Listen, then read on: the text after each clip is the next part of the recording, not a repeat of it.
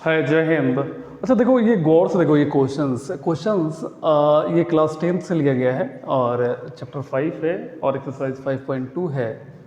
Chapter का नाम है ऑर्थोपेडिक प्रोग्रेशंस, है ना।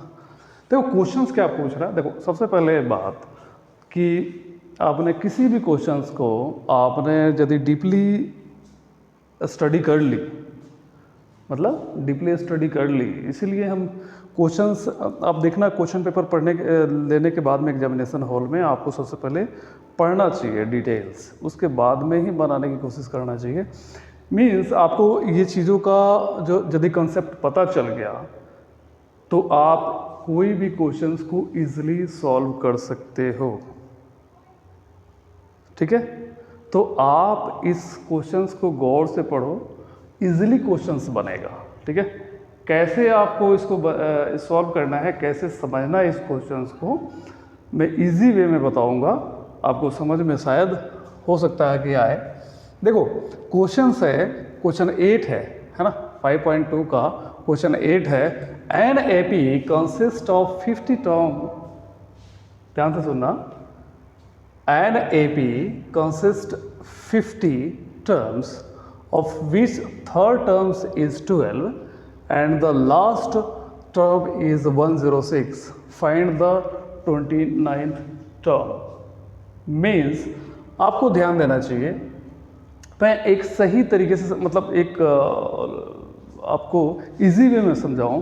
कोई आदमी है या आप छोटा सा बच्चा ही मान लो, छोटा सा बच्चा 50 स्टेप लास्ट कंसिस्ट करता है, 50 स्टेप चल पाता है वो शुरुआती दौर में 50 स्टेप ही चल पाता है, मतलब एन एपी कंसिस्ट 50 टर्म्स है of which third term is 12, यानी कि तीसरा जो स्टेप उसने उठाया वो 12वीं स्टेप कंसिस्ट करता है, और एंड द लास्ट जो स्टेप है वो 106 यानी कि 106 कंसिस्ट करता है। The 29th term of the EP consist क्या करेगा, उस चीज़ों के बारे में हमें पता करना है। मतलब आपको देखो, मतलब देखो आपको मैं क्वेश्चंस आप समझने की कोशिश करो। यहाँ पे क्वेश्चन पूछ रहा है कि एन एपी कंसिस्ट 50 टर्म्स, यानी कि एपी यहाँ पे सॉल्यूशंस में एन एपी consist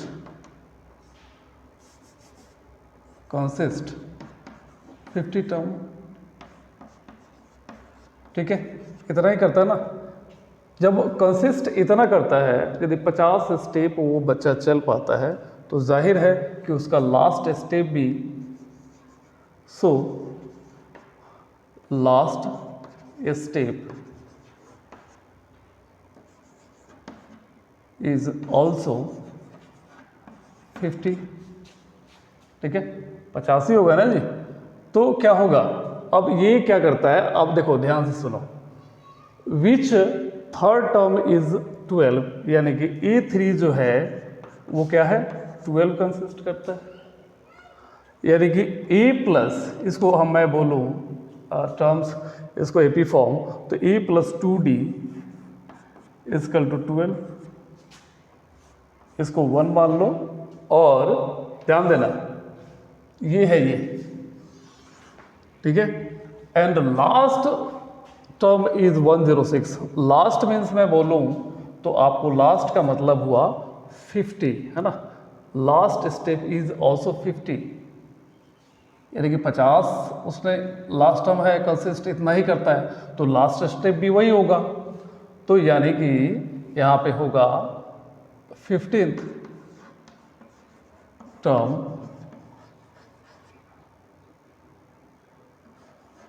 इज 106, ठीक है। यही करता है ना जी लास्ट टर्म। तो क्या होगा यहाँ पे, तो मैं AP फॉर्म की बात करूँ तो A प्लस 49D क्या होगा, 49D इजकल टू 106। ये हम इक्वेशन सेकेंड मान लेंगे। ध्यान से सुनो, ये क्वेश्चन समझ में आई बात मैं क्या समझाना चाहता हूँ। यदि कोई बच्चा है और वो 50 स्टेप ही चल पाता है, ठीक है, और जब थर्ड स्टेप चल पाता है तो उसके कुल स्टेप जो है ना, उसके टर्म्स जो है AP फॉर्म 12 कंसिस्ट करता है। एंड लास्ट जो टर्म है वो 106 यानी कि 106 कंसिस्ट करता है। तो 29th टर्म निकालना है, यानी कि आपका ये लास्ट जो है, लास्ट टर्म यदि 106 यानी कि 106 है तो मीन्स जो टर्म्स होगा वो 50 ही होगा। तो 50 टर्म्स का आपका ये हो गया। अब क्या करना है आपको, equation first subtract from equation second. तो आपको क्या करोगे, आप ये सेकंड वाले टर्म्स को, आप सेकंड वाले इक्वेशंस को पहले लिख लो, a plus 49d equal to 106 and equation first आपने नीचे लिखना है a plus 2d is equal to 12। ठीक है, तो मैंने सब्सट्रैक्ट की बात करी थी, तो सब्सट्रैक्ट में ये आप सब्सट्रैक्ट करेंगे, प्लस प्लस प्लस हो गया और माइनस एक दूसरे से कैंसिल हो गया, और प्लस प्लस माइनस करेंगे तो हमारा 47 होगा। ध्यान रहे हमारा जो निकलेगा वो 47 होगा, 47d। ठीक है, और इजकल टू इसको हम माइनस करेंगे तो 94। ठीक है, अब क्या होगा, यहाँ पे d को हमने कॉमन ले लिया, यानी कि हमारा कॉमन डिफरेंस निकलने वाला है, d को हमने कॉमन ले लिया, सॉरी, तो फिर क्या होगा 94 अपॉन 47। ठीक है, तो how many types of the divided, क्या होगा, ये d की वैल्यू जो है आपको निकलेगा 2 से, है ना, यानी 47 टू द 94 है। तो d की हमारी वैल्यू कितना, 2 गिवन हो गया है, हमारे पास में मिल गया। हमारे पास में अब a निकालेंगे, तो a कैसे निकालेंगे, अब इसके वैल्यूज़ को d value put in equation first. आप किसी भी इक्वेशंस में रख सकते हो, या तो सेकंड में भी रख सकते हो, देखो सेकंड में भी रख सकते हो या फर्स्ट में भी रख सकते हो, वैल्यूज वही आएगा, है ना, d। तो क्या होगा यहाँ पे a प्लस क्या है 2d इक्वल टू 12। ठीक है, तो आपको a निकालना है, a हमें गिवन नहीं है, a प्लस 2 और इनटू d की वैल्यू कितना है, d की वैल्यू कितना है 2, तो यहाँ पे 2 इजकल टू 12। अब a प्लस 4 इजकल टू 12,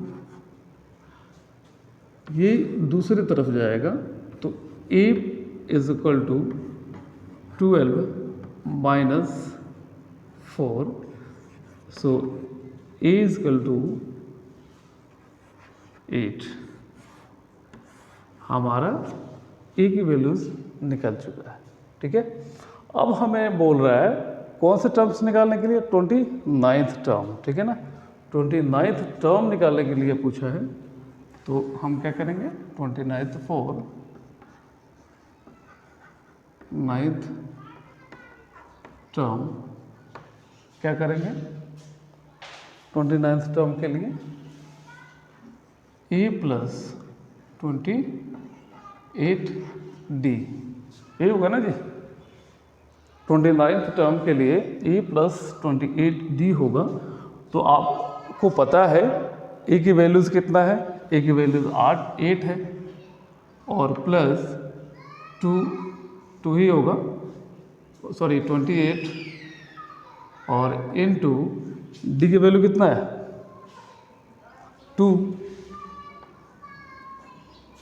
तो क्या होगा 8 प्लस 56, है ना, 28 टू द 56, इन दोनों को जब आप ऐड करेंगे तो हमारा कितना हो जाएगा 64 है। तो हमारा एन जो होगा क्या होगा, एन क्या होगा 64 होगा, है ना। तो हैंस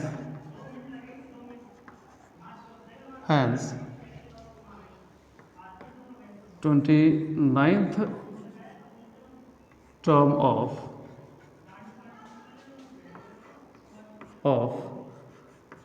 an AP is 64, ठीक है। ये आपके आंसर्स होंगे, है ना। तो ये चीज़ों को देखो, सही कोई भी क्वेश्चंस को आप इजी तरीके से यदि एक बार क्वेश्चंस को आपने समझ लिया तो कोई बड़ा इशू नहीं है इसको बनाना, ठीक है ना। तो आप पहले क्वेश्चंस को समझिए, देन सॉल्व करना स्टार्ट करिए। तब तक बाय।